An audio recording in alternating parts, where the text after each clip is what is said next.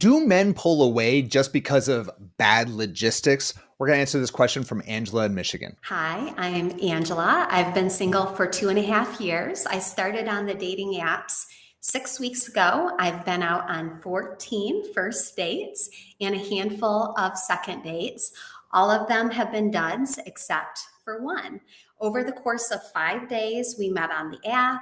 We moved to text, had an amazing first phone call, went out to lunch on a Monday, and texted the rest of that day. Very fun, very flirtatious. Tuesday, I didn't hear from him. Tuesday evening, I sent him a happy Halloween text, and he did reply back to that. Didn't hear from him on Wednesday. On Thursday, this is the text that he sent me. Keep in mind, we live about an hour and 10 minutes apart. I haven't forgotten about you. I was just taking some time to consider the logistics of if we did decide to date with serious future intentions.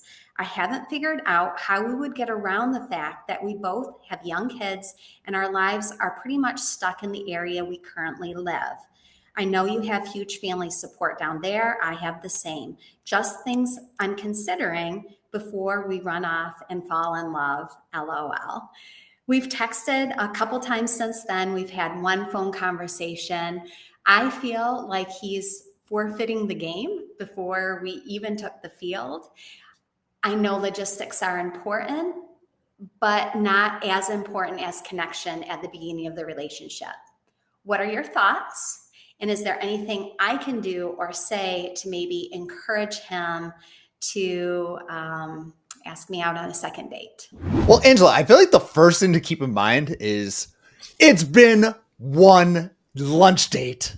Like you've been on one lunch date with this guy, and we're talking about already before falling in love with one another, before this is going to turn into something big. You only live an hour away. I mean, like, come on. I think that this guy is not that into you. I hate to say it. I mean, this is like tough love here. He's not that into you. Gary, what do you think? It must have been a hell of a lunch. That's all I got to say. I was thinking the same thing. Like that must have been What a lunch. That wasn't an Applebee. Like I mean, that must have been a hell of a lunch. And I get it. Like I get where Angela's coming from. She listed them. She had 14 dates. Most of them were bad. She found one. And so this one seems to be a lot more special than it is because you had a bunch of bad ones. I get it. But at the same time, this is a process. You're going to have some bad dates. And just because you've had some bad ones, don't give that one that was good more credit than it actually deserves, because she's really all in on this idea that this was so amazing at first. And she says that connection is more important than logistics. And Angela, it's important, but that early connection with somebody isn't as special as you think. It's easy to have a connection over one lunch.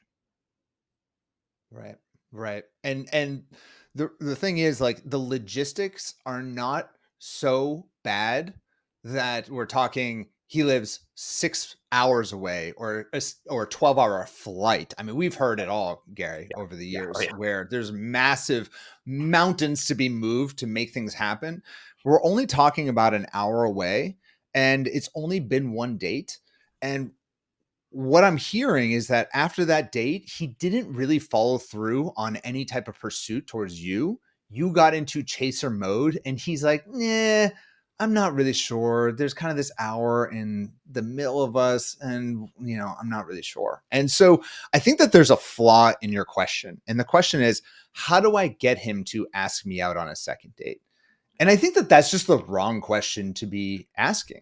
The real question to be asking ourselves is, why did I get so attached to this random stranger that I've only gone on one date with? Lean into the little love steps. I mean, this is the power of having a process, having a framework, and lean into the process of continuing to go on dates. If you're going on 14 dates and only one guy is even remotely good, then we need to change our strategy on where it is that we're meeting these guys, because that's not a very good hit rate. And let's find a guy who, even if he lives an hour away, which I wouldn't recommend, but let's say he does live an hour away, he is willing to move mountains to be with you.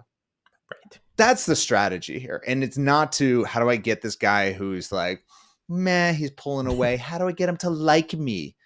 No, That's not what we Yeah. do around here. You're the prize, not this guy. What do you think, Gary? Yeah, that whole thing is like, is there anything I can do or say to get him to ask me out? It's like, I don't, that just sounds a little desperate. Like it just sounds like a Yeah. little needy. And it sounds like you're trying to, she said about forfeiting the game. It's like you're trying to win a trophy here that you don't know if it's even worth winning because you don't know this guy. Like you don't know this much about him. Like you're getting so focused on this one guy. And because it's so early, what you're allowing yourself to do is fill in the blanks, right? You're filling in the blanks with a bunch of information. You're painting this picture of what this relationship could be. And you have to realize none of that is actually tethered to reality at this point. And it's really easy to conjure up this perfect relationship, this situation where everything works out. He's amazing. Your life is magical and all that great stuff when you just don't know that much about each other. Yeah.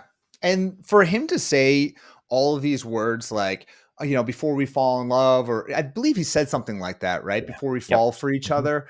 Yep. It LOL. sounds, yeah, it sounds manipulative as well, coming from this man who you've just met. And it sounds like a guy who is very lukewarm. He's not really sure if it's worth his time. He's not sure if he wants to make it happen. And you know what? I would be saying that magic 4-letter word, which is next, unless that guy is willing to once again make that investment, which isn't that bad. It's an hour and come see you. So I think big picture here is stick with the process, lean into the little love steps, focus on getting out there and increasing the quality of men that you're dating. I think that's the real challenge here is we feel desperate because we're going on so many dates with low quality guys. So we need a strategy there to meet the right types of guys so that you feel empowered throughout this process. And then if this guy comes around and he fights for you, maybe we'll have him. But if not, I would be moving on. Two thoughts.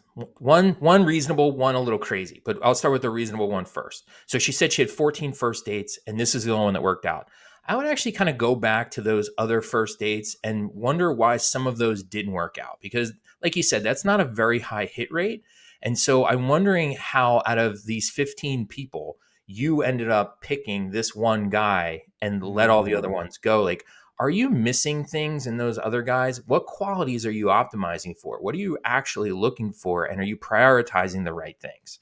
So I think that's a really important strategic way of kind of reevaluating some of your past experiences for a future benefit. Okay, now a crazy thought. There's everything about this question, and I don't know why I think this, but there's something about this question and about the things that this guy says and about the whole setup and the magical lunch and then all of a sudden nothing. I don't know. This guy sounds married to me. Ooh. He sounds married. He sounds Yeah. like he's got like these married guys, like you're an hour away. Like, why an hour away? Well, because you're not going to know anybody in my hometown. And it's like we have a lunch and it's like it was good, but it wasn't great from his perspective. And so now he's immediately like bailing, he pulled the ripcord on the parachute and he's out of there. And it's like, why would a guy do that? And it's like sitting from a guy perspective, I'm like, I don't know. He sounds a little married. I feel you. I mean, the logistics didn't change after you met. He knew that you were an hour away. He So knew. maybe, just maybe going like tinfoil hat here, maybe he went on this date with you. He didn't get any kind of short-term needs met sexually. And then afterwards, he's like, I don't know. I'm not really sure if this is going to be the right type of girl because she doesn't seem like the casual type.